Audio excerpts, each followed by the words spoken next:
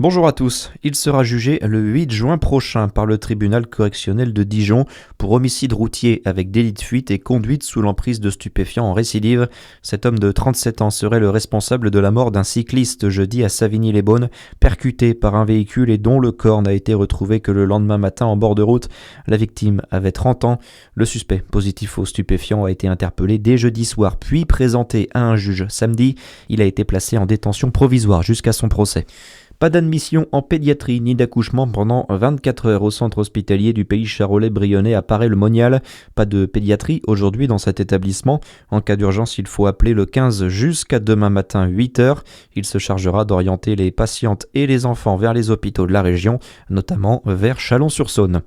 Journée justice morte pour les avocats aujourd'hui en France. Le barreau de Dijon y participe, toujours en opposition au projet de loi de Gérald Darmanin sur la justice criminelle. Dans le reste de l'actualité, ils ne veulent pas aller travailler le 1er mai. Les syndicats seront reçus en fin de journée par le ministre du Travail, Jean-Pierre Farandou. Dans une lettre adressée à Sébastien Lecornu ce week-end, plusieurs représentants syndicaux demandaient au Premier ministre de ne pas convoquer la commission mixte paritaire après l'examen de cette proposition de loi vendredi dernier à l'Assemblée. Médecins du Monde s'inquiètent pour les livreurs à vélo. Dans une récente étude, l'association alerte sur les conditions de travail très difficiles de ces hommes et femmes qui sont à 98% des immigrés et ils ne gagnent en moyenne pas plus d'un SMIC pour plus de 60 voire 70 heures de travail par semaine.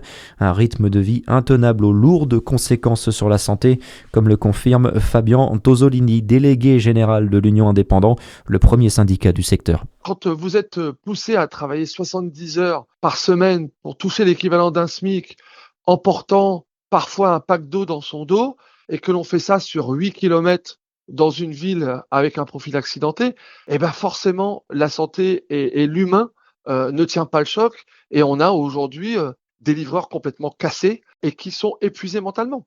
C'est pas possible. Et faire ça 52 semaines par an, c'est totalement inhumain. Ce n'est pas possible.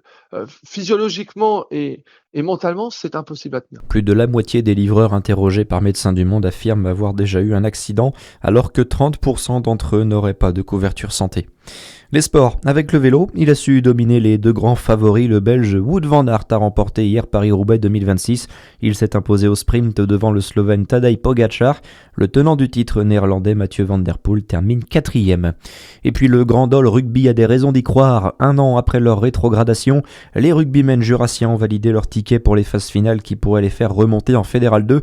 Ils attaqueront les 16e de finale le 26 avril à l'extérieur contre le vainqueur de la rencontre entre Amiens et Haguenau. À suivre, c'est votre météo sur Fréquence Plus.